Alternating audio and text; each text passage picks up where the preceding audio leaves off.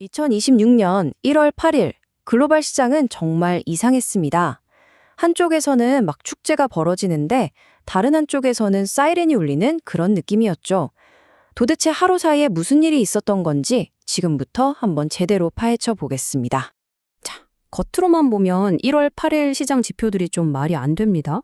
아니, 어떻게 사상 최고치 경신이랑 하락이 동시에 일어날 수가 있죠? 다우존스 지수는 49,000을 넘어서 사상 최고치를 찍었는데 바로 그날 나스닥이랑 유럽 증시는 파란불이었단 말이죠. 이게 어떻게 된 일일까요? 그렇다면 이 이상한 현상을 만든 그 엄청난 힘은 대체 뭐였을까요? 모든 건 워싱턴에서 나온 딱 하나의 숫자. 정말 어마어마한 숫자에서 시작됐습니다. 바로 1조 5천억 달러. 네, 이게 바로 트럼프 대통령이 발표한 2027년 미국 국방 예산안의 규모였습니다. 정말 엄청나죠? 이건 그냥 예산을 늘리겠다는 차원이 아니었어요. 국방 산업 전체를 뒤흔드는 아주 강력한 메시지였죠. 당연히 미국의 주요 방산업체 주가는 그야말로 날아올랐습니다. 그런데 진짜 재밌는 건 이 파급 효과가 미국 안에서만 머문 게 아니라는 거예요. 거의 실시간으로 전 세계로 쫙 퍼져나갔습니다.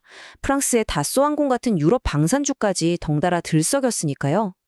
자, 이 1조 5천억 달러가 일으킨 파장은 여기서 끝나지 않았습니다. 금융시장을 넘어서 전 세계의 지정학적 판도까지 흔들기 시작했거든요. 트럼프 대통령이 다시 그린란드 외임 얘기를 꺼내면서 분위기가 정말 팽팽해졌습니다. 특히 마크롱 프랑스 대통령 같은 유럽 지도자들은 아주 날선 비판을 쏟아냈죠. 이런 군사적 긴장감은 다른 곳으로도 번졌습니다. 베네수엘라를 압박하고 또 러시아 유조선을 납포하는 사건들이 터지면서 시장은 주요 산유국 지역이 불안하구나 하고 느낀 거죠. 당연히 원유 공급망에 대한 우려가 커질 수밖에 없었습니다. 결과는 정말 극적이었습니다.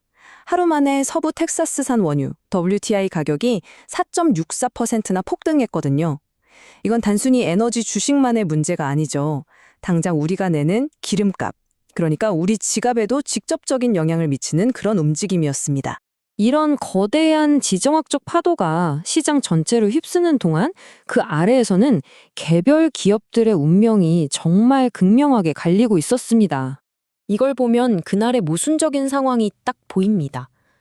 영국 유통업계를 한번 볼까요?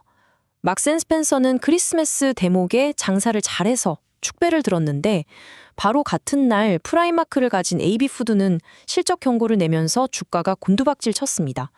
한편 시장의 눈은 헬스케어 쪽으로도 확 쏠렸는데요. 바로 인수합병 소식 때문이었죠.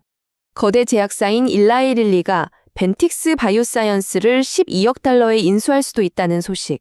딱 이 소식 하나 때문에요. 벤틱스 주가가 하루 만에 무려 120% 넘게 폭등했습니다. 말 그대로 수직 상승한 거죠. 이런 엇갈린 운명은 빅테크라고 예외는 아니었습니다. 구글의 모회사인 알파벳은 애플을 제치고 시총 2위에 오르는 기염을 토했는데 테슬라는 차량 인도 실적이 기대에 못 미치면서 주가가 계속해서 힘을 못 쓰는 모습이었죠. 자, 지금까지 정말 정신없이 여러 사건들을 살펴봤는데요. 이 복잡하게 얽힌 하루를 통해 우리가 뭘 배울 수 있을까요? 이 점들을 한번 연결해 보겠습니다. 이 하루가 우리에게 남긴 교훈은 크게 세 가지입니다. 첫째, 정치인의 말 한마디가 전 세계의 승자와 패자를 가를 수 있다는 것. 둘째, 모든 건 다 연결되어 있다는 겁니다. 국방정책이 유가에 영향을 주고 그 유가가 결국 우리 소비에까지 영향을 미치잖아요.